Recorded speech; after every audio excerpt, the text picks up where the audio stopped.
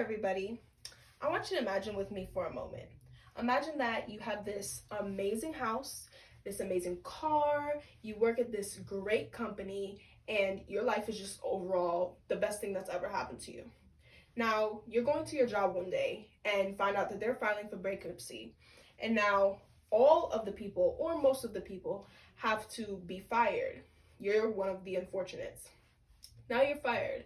On your way home, you think of all the bills that you have to pay now, and you're wondering, how am I going to get this job? What's going to happen next?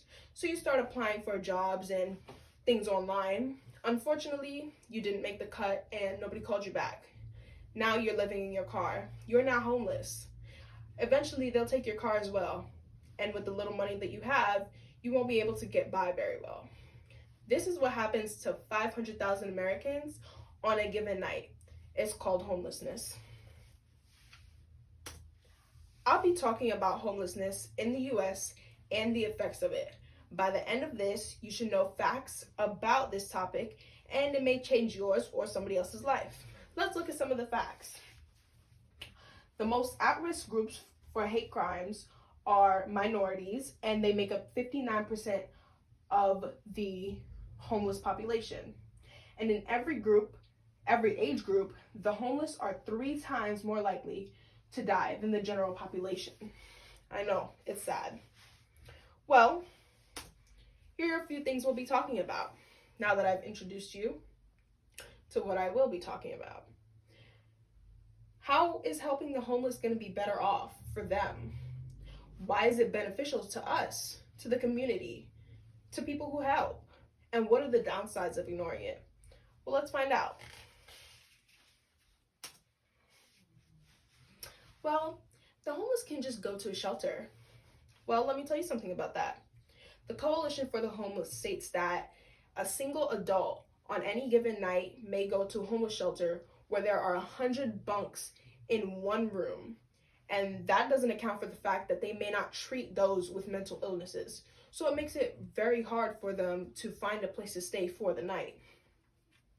Well, they can just get a job. Oh, really? Well, Backpacks for the Streets describes it as a lose-lose situation. Let me tell you why.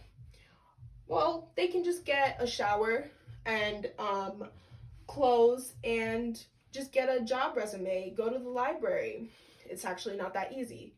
And even if they did get that, unfortunately, those who don't have a home address are more likely to not get the job, because that's what they require when you go in for a job interview. And they require that when you get a library card as well. So it's not as easy as it seems. They're bad, they're dangerous, and they spend money on alcohol and drugs. Well, the National Sexual Violence Resource Center says that actually 21 to 41% of youth report sexual assault. So this means that they are the victims of violent hate crimes more than the victimizers, okay?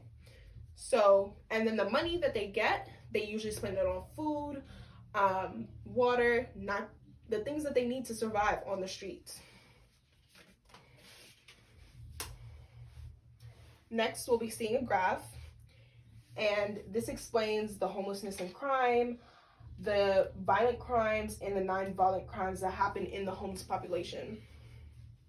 According to NYU, surveys show how 70 to 80% of the homeless are from the local neighborhoods and communities, or they've lived there for a year or more before being unhoused. So this means that this could be your neighbor, or it could be a family member that lives close by. So think about that. So this is how it'll benefit the community, and it will benefit you.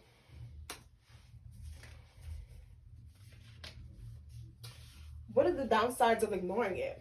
Well, let me tell you, there's something called substance abuse, alcoholism, the use of drugs. We can help by getting them off of the street.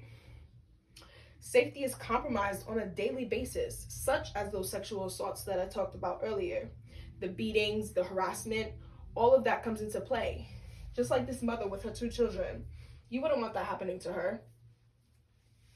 And lastly, death from assault and lack of health insurance.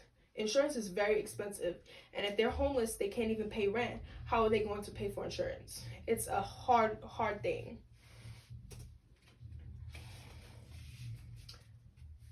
In summary, I want you to remember these facts. 500,000 Americans on a given night end up homeless. 70 to 80% of the people from your community can end up homeless. And in every age group, the homeless are 3 times more likely to die than the general population. Isn't that sad? Moving on to my conclusion. What do you say we start traveling and going around the country and helping out the homeless? Yes? Oh, no? Okay. A little too much, I know. Well, then how about giving 1 can of food and 1 item of clothing? It takes nothing. The can of food that you didn't use 6 months ago, give it to them. The piece of clothing that you didn't use 6 months ago, give it to them, or you feel that you won't use. It's one step further. Thank you for listening.